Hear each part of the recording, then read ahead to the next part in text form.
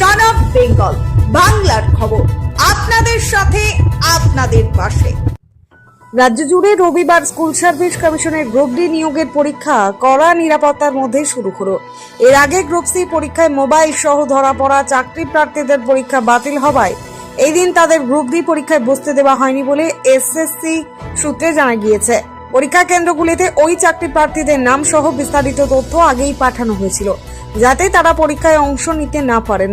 এই দিন রাজ্য জুড়ে মোট ৫,৪৮৮টি শূন্য পদের জন্য প্রায় ৮,২০,০০০ চাকরি প্রার্থী পরীক্ষায় বসেছেন।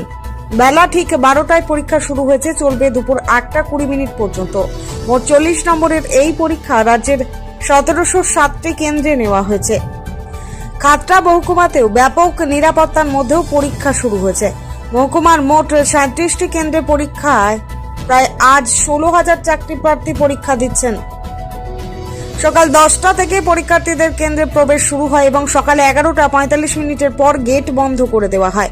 নিরাপত্তার ক্ষেত্রে ছিল বিশেষ কড়াকড়ি। প্রতিটি কেন্দ্রে মেটাল ডিটেক্টর দিয়ে তল্লাশি চালানো হয় এবং গয়না পরে প্রবেশের নিষেধাজ্ঞা জারি করা হয়। খাতড়া থানার 5টি এবং রানীবাঁধ থানার 3টি কেন্দ্রে পরীক্ষা চলছে। খাতড়া থানা এলাকার খাতড়া হাই স্কুল, খাতড়া কংসাবতী শিশু বিদ্যালয় এবং খাতড়া উচ্চ বালিকা বিদ্যালয় সহ বিভিন্ন কেন্দ্রে সকাল থেকেই পরীক্ষার্থী ও তাদের অভিভাবকদের ভিড় দেখা যায়।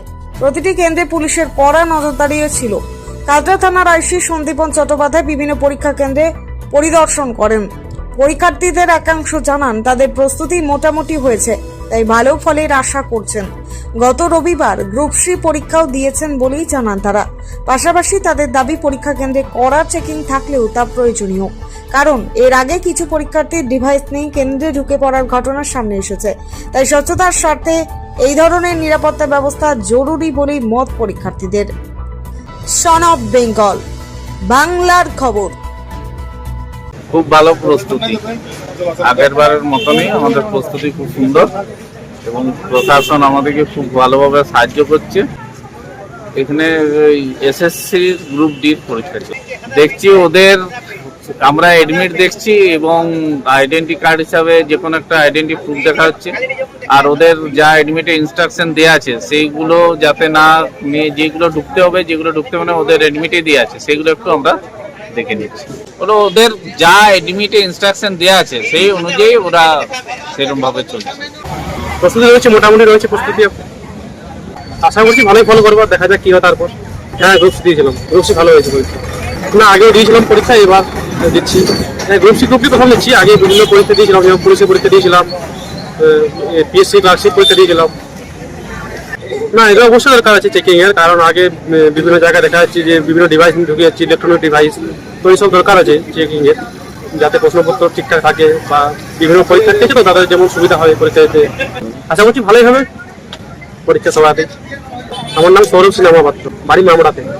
নমস্কার, আপনারা দেখছেন সন অফ বেঙ্গল বাংলার খবর। সন অফ বেঙ্গলের মাধ্যমে প্রত্যেকটা খবর সবার আগে আপনাদের কাছে পৌঁছে দিই আমরা। সন অফ বেঙ্গলের প্রত্যেকটা খবর ফেসবুক, ইনস্টাগ্রাম এবং ইউটিউবের মাধ্যমে শেয়ার করা হয়। আমাদের ফেসবুক পেজ, ইউটিউব এবং ইনস্টাগ্রাম আপনারা দেখুন, ফলো করুন এবং শেয়ার করে দিন প্রত্যেক সংবাদ প্রেমীদের কাছে।